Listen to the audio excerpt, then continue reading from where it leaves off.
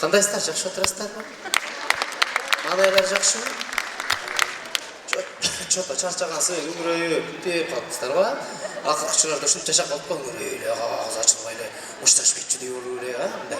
Күлгөн киши жок, күлгөн киши жок. Күлүп жүрөйүн дейсиң, бирок күлүп кетип алсаң айтышат экен. Тек кайзарына күлөт депчи.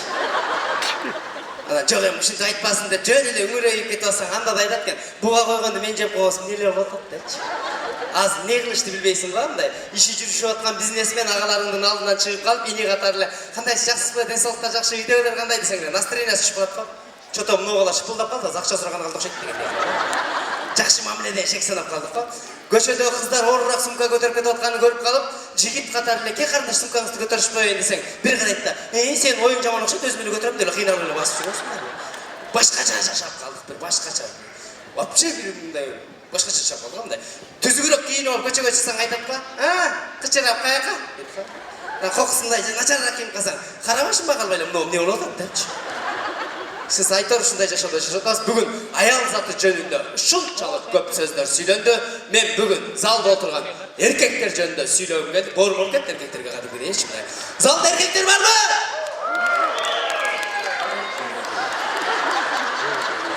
Не болгон? Духу түшүп калганбы? Не болгон?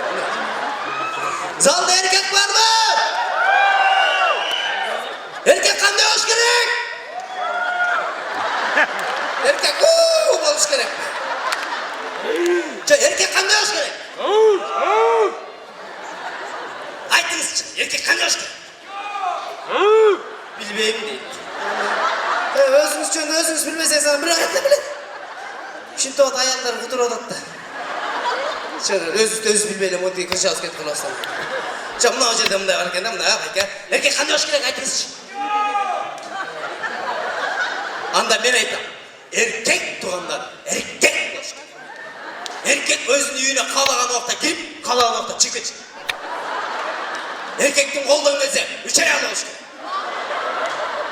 Ошо 3 аялдагы эркекке мешайт этпей, өзүн өзү багыш керек. Не дедиңер эркектер? Жыргабай коебуз байке. Мунун баары жөн эле мечта. Бул эркектин мечтасы. Эркек өмүр бою ушинтип кыялдан өтүп кетет экен. Ушундай болсо депчи. Эркек үйлөнгүчө эле булатный болот экен. Бойлак кезинде эле көрөсүң, мен үйлөнгөн аялым чокко бир коем, монт башкана минтем, тигинтем деп эле кыйын болуп атканын көрөсүң. Үйлөнгөндөн кийин эле карасаңыздар, 3 айдан кийин эле көзү теп-тегерек болуп шок. Мындраш. Шок болосуң да тура. Бирөөнүн кызын үйгө алып келип киргизип ийсең эле казан аян калтырат эле, диван шоң жылдырып эле, штирлистей болуп эле жүрсөң ажак абактап эле. Шугайнага түшүп каласың да, келе калып аңтара баштады, бул балекеттин баары ушу баштайт го, деп эле коркуп баштайт экенсиң да. Анан көчөдө жүргөндө да эркин жүрө албай калат экенсиң, тез-тез телефонун карап эле, шугайна болуп эле, тиги чалып бербесе экен достор уят кылып дегенсичи.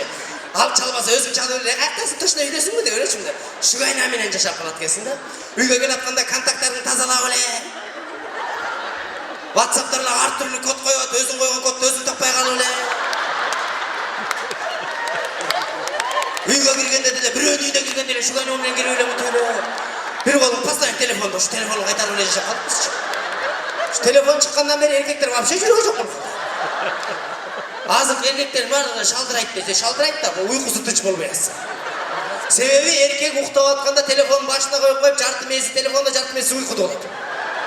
Постоянно аңдып жатат да. Эркек уктап атканда телефонго звонок келатканын эркек телефондон биринчи сезет. Биринчи эркектин көзү ачылат, анан телефонго звонок келет. Аласың тааныш болуп калса, алло, кандай деп сүйлөшүп коесуң, чужой болуп калса эле катып эле турасың, ошентип шалдырап эле. Өңдөр аттан кетип эле, өзүңдү өзүң сатып эле. Уже аялың жаныңда болот. Ким бул? Билбейм, чужой го. А мүмкүн зарыл иш менен туугандар бирөөнүн номуру менен чалып аткандыр, ал дейт го. Ошекте алыш азап го. Любой эркектер деп кетет. Алганда да минтип атат го. Алло.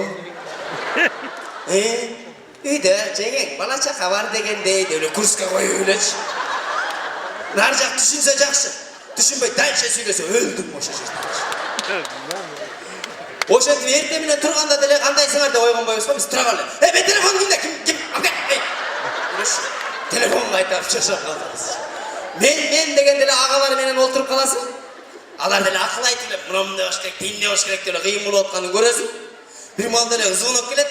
Жеңешадан келген звонокту тиги агабыздын өңүнөн эле байкабайсың. Себеби мында бир карап чочуп кетти, мында карайт дагы. Оп, шикүрүктү бир карап туруп. Жеңешадан сүйлө. Алло, дейт. 10 эркек отурган жерге бир аял чала турган болсо, 10 эркектин теми жок. Ишенген агаңдын жүрөгү чүйүп аткандан кийин сенин жүрөгүң жөн эле түшүп калат дейт. Отура бер десе жакшы. Ама кел дейт турган болсо, вообще эле башка шылтоо менен туруп кетет да. Жигиттер, силер отуруп турган мен жана кичинекей кызым температура болуп тарап бар берейин деп элеш. 10 аял отурган жерге bir erkek çala turgan bolsa taptakır başkaça. Çalı ne? Haktasın жүресің desең эле. Мен тиги подружкалар менен отурдум элем. Тиги Гуля сен менен сүйлөшөм деп туруп, деп Гуляга карматабан. Попробуй ошо Гулядан кутулуп көр ошо жерден. Ар балекетти сүйлөп атып, өзүнүн телефонун бирөөгө бере бересиң, мама ким келем деп. Карачы, кандай керемет а? Жашоодо аял заты кечиримдүү болот экенсиздер. Бирок унутпайт экенсиздер. По-любому бир поворотто күтөт экенсиздер, ушу баягы кайсактар үчүн иштеп коюш менен. Эркек киши болсо кечирбейт экен. Бирок унутуп калат экен, дардаңбайт да. Эркектин унутчак экенин жашоодон эле байкасаңар болот да, мындай көчөгө чыгып бирөөнү көрүп калса, аял бар экенин унутуп калат. Кокус вечерге барып отуруп кала турган болсо, үйүн унутуп калат го. Ошол жерде төрөгөндө кандай деп чыгып калышат. Көрсө жашоодо бактылуу жандар жөнүндө көп сүйлөнөт экен. Ошон үчүн жашоодо аял заты жөнүндө көп темалар козголот экен. Аял заты неден жасалганын билесиздерби? Эркек адам ата топурактан жасалыптыр. Аял кишинин материалы неден алынган?